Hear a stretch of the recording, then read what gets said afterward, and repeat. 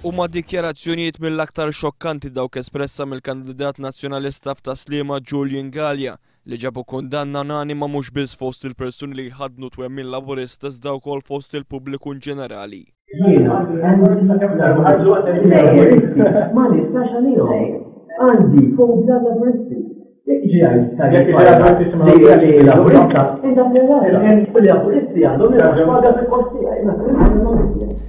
Is-sibt wara nofsinhar l-għada li dawn id-dikjarazzjonijiet xokkanti xandru għall-ewwel darba minn One News, il-kandidat nazzjonalista Julian Galea ħareġ dik li huwa qed jiddeskrivi bħala apoloġija. F'email ta' 3 sentenzi Galea issa qed jgħid li d-dikjarazzjonijiet li fil-privat jinstema' jagħmel b'tant konvinzjoni ma jirriflettux il-pożizzjoni tal-Partit Nazzjonalista u dak li huwa jemmen fih. Madankollu l-Partit Nazzjonalista min-naħa tiegħu baqa' ma ħareġ ebda stqarrija b'kundanna pubblika ċara u qawwija fil-konfront tal-kandidat tiegħu fuq Taslima. Fuq il-bażi ta' din is-suppost apoloġija, il-Partit Nazzjonalista mhu se jieħu l-ebda passi kontra Julian Galea li nhar is-sibt li ġej se jkun fuq il-lista ta' kandidati li se jirrappreżentawh f'Taslima. L-apoloġija tal-kandidat nazzjonalista qed tkun ikkonsidrata bħala reazzjoni mill-aktar dgħajfa quddiem dikjarazzjonijiet mimlija mibeda u li jammontaw għal diskriminazzjoni politika.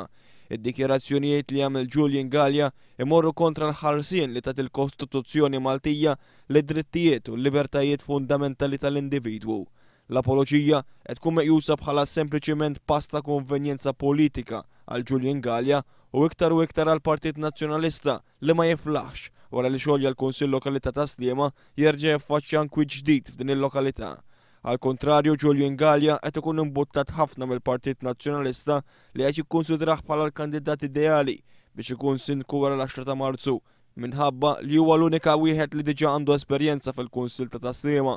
Fil-fatt huwa l-unika kunsiller nazzjonalista li serva fil-Kunsill Lokali li ġie xolt u li l-Partit Nazzjonalista xorta reġa' għażel biex jikkontesta f'ismu l-elezzjoni tal-Kunsilli Lokali tal-10 ta' Marzu. Ma nistax għalihom. Għandi fobja laburisti.